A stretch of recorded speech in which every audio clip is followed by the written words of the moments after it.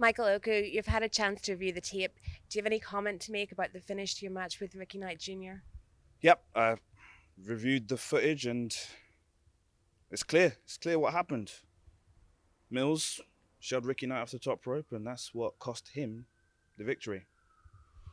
Connor, why did you feel the need to interfere in Michael's match? I was just doing what any good friend would do. And to be honest, I'm surprised you're not a little more grateful or a little more cheery that you're actually the undisputed, like it says on that title, undisputed British Cruiserweight Champion. Come on, man. You know that that's not how I want to win matches. You know that's not how I want to unify those championships. I wanted to do it knowing that I was better than the Speed King champion. I wanted to do it knowing that I was better than Ricky Knight Jr. With that, now I don't know if I'm better than Ricky Knight Jr. So you willing to give Ricky Knight Jr. another shot? Absolutely. Absolutely. Ricky, if you're watching this, please be watching this. As soon as you're available, I want to give you this rematch. I want to prove to myself. Hold on just a sec. Ricky's got to go through me first. Yeah, remember that. Cool. Yeah, absolutely. Ricky's got to go through Conor Mills. Bear that in mind.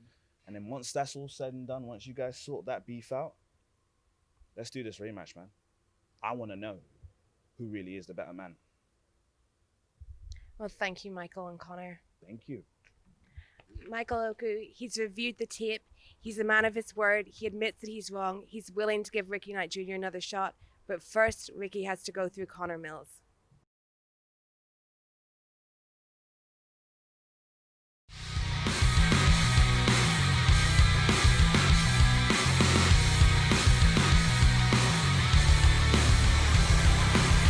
When I fly, make you all drop.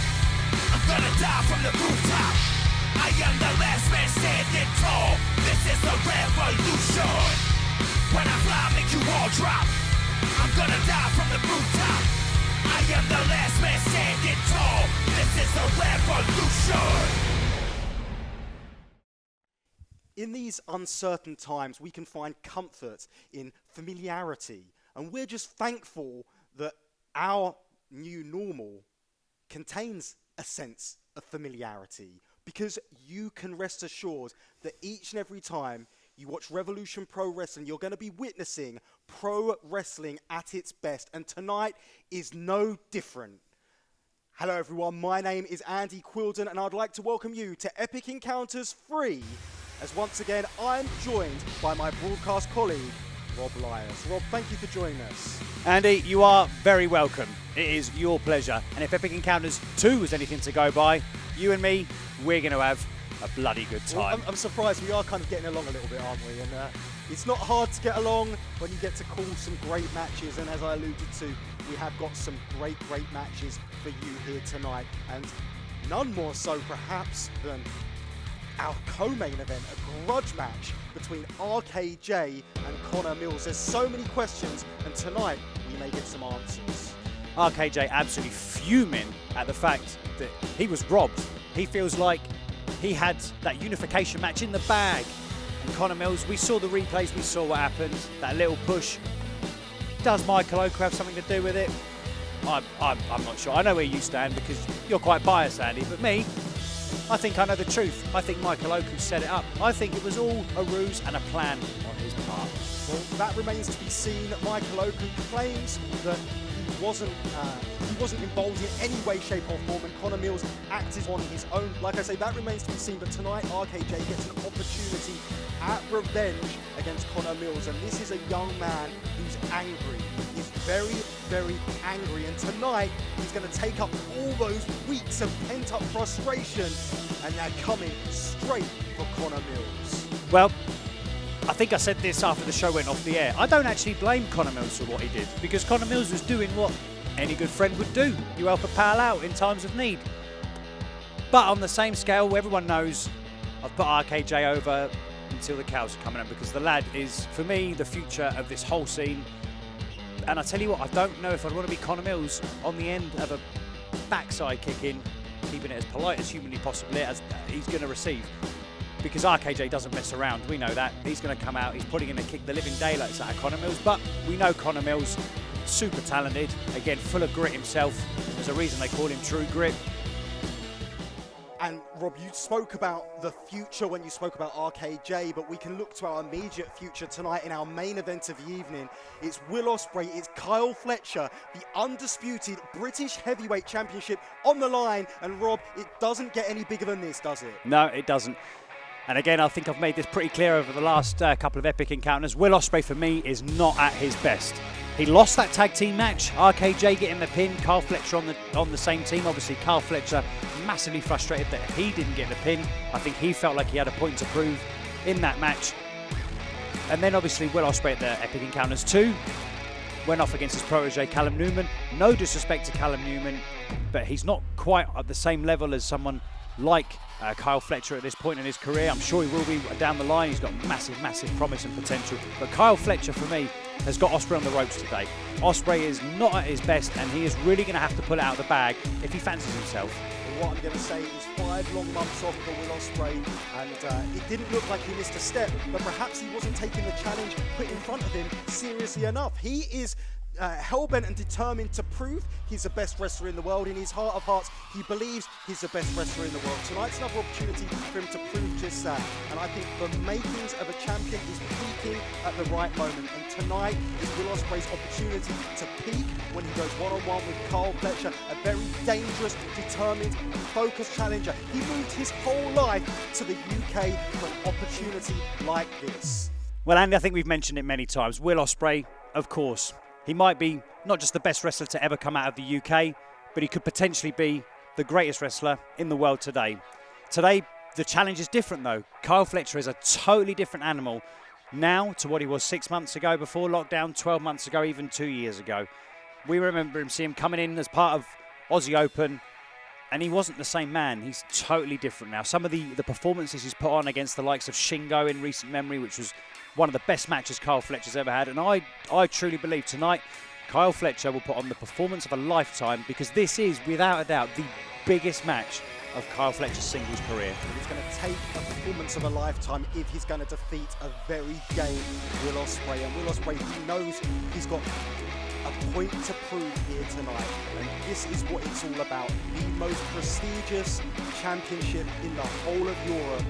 You look at the list of names that have held it, you look at the places it's been defended, and this may be the smallest audience it's ever been defended in front of live. There's going to be no fans here, but there's going to be lots of fans watching very closely around the world, and this is the opportunity for both men to really show the prestige, importance of that championship, how much it means to them, their wrestling careers, their wrestling journeys. It all leads to this point in tonight's main event.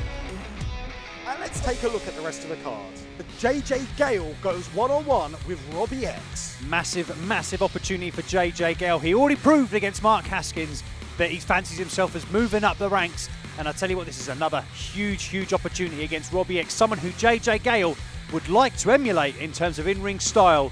Another great, great shot for JJ Gale to prove that he's on the up. Gideon Gray goes one-on-one with Mad Kurt.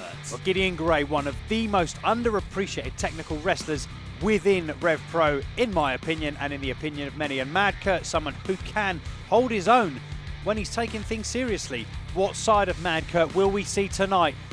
It'd be interesting to know. Awado Ties, Jamie Hayter goes up against Tokyo Cyber Squad's Bobby Tyler.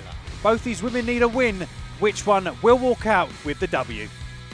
Match number 3 in this best of 5 series as Brendan White, 2 falls up, goes one-on-one with Kenneth Halfpenny. Well, Brendan White, as you said, leads 2-0 in this now best of 5 series. But Kenneth Halfpenny, I have a feeling we're going to see a different attitude from Kenneth tonight. The attitude is changing. Zoe Lucas collides with Aaliyah James. I'm sure this is going to be an absolute barn burner of a contest. Zoe Lucas, she looked to swing that golf club last time. I'm sure she'll be looking to do much, much more than that. Aaliyah James, on the other hand, she'll be looking to keep impressing as the young upstart of Revolution Pro Wrestling's women's division is showing that she is more than capable of handling herself. A world-class lineup of pro wrestling matches that can only be seen in Rev Pro. So let's stop the talking and let's let the wrestling do do it for us as we go down to ringside for our first contest. And we are back once again. Epic Encounters 3. What a night of pro wrestling at its best we have here. And we're kickstarting things with what could well be another career-defining night for that young man right there. Well, JJ Gale, big showing last time out against Mark Haskins. He proved that he's on the path to greatness potentially, so we'll see what he's got tonight. That's minor setback, I suppose you could call it. It was a defeat, but he showed some positive, a bit of a positive performance. It was indeed. It was a defeat, but he learnt so much in defeat. And at this stage in his career, that's what it's all about for JJ Gale. And when you talk about lessons learned, and you talk about world-traveling wrestlers, the name Robbie X has to be at the top of the list. Robbie X is one of the absolute best wrestlers playing his trade in the UK right now. Perhaps Britain's best kept secret. And without a doubt, he's going to prove to be a huge test for JJ Gale. And this is the exact type of match that JJ Gale needs to be having at this stage of his career.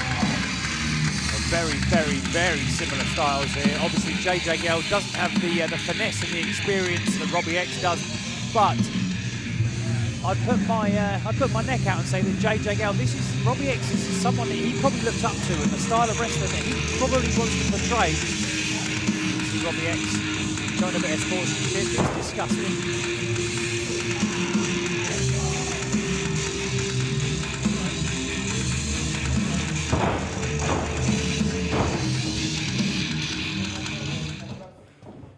Ladies and gentlemen, the following contest is a singles match set for one fall. Introducing first to my left, representing the Contenders Division, this is JJ Gale! And his opponent to my right, please welcome the innovator of excellence, Robbie X!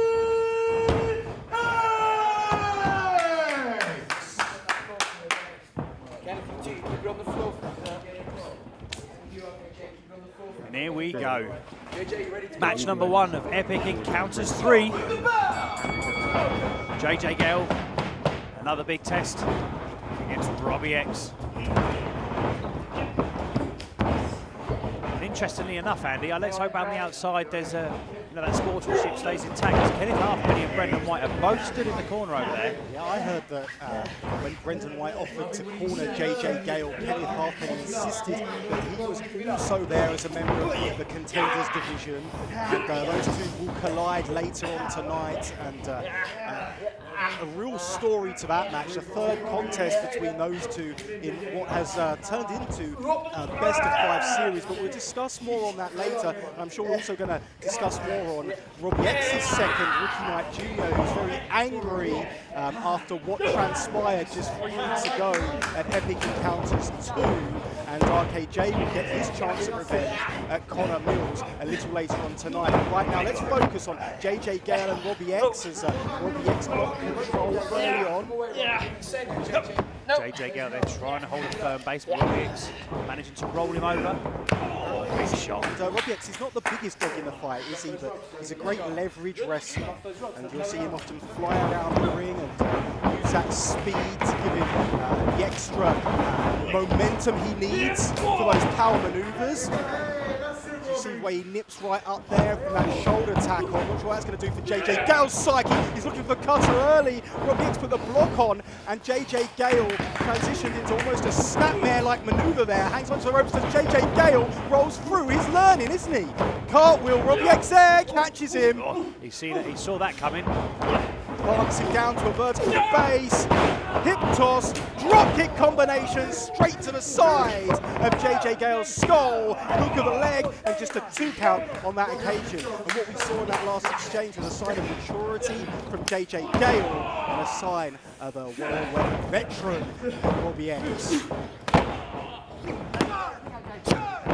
Yeah, certainly. Well, in terms of Robbie X, JJ Gale trying a couple of evasions there before, and Robbie X just stood his ground, waited for his moment, managed to get JJ Gale up on the shoulders, eventually getting that hip toss, low drop kick to the face combination in.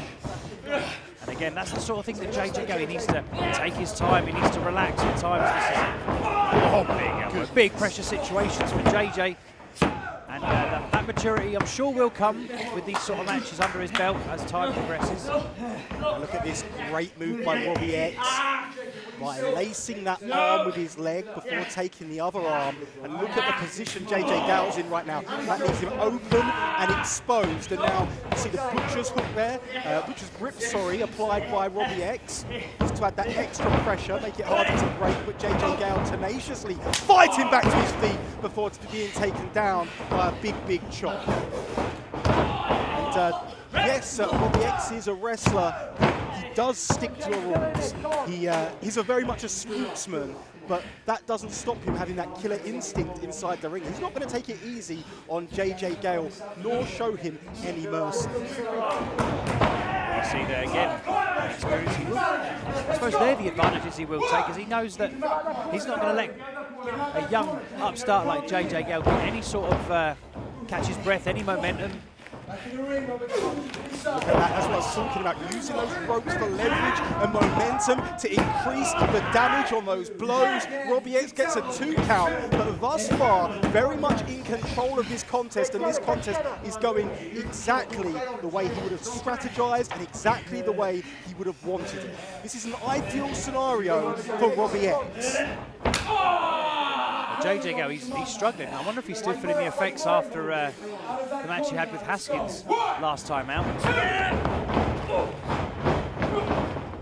It's over. There's JJ Gale, and wisely, oh my goodness, do you see the way Robbie X landed there on the shoulder? JJ Gale, very wise there to stay where he was, to plant his feet. Robbie X didn't realise it, walked straight into that suplex, landed straight on the shoulder, and now JJ Gale looking to build some momentum.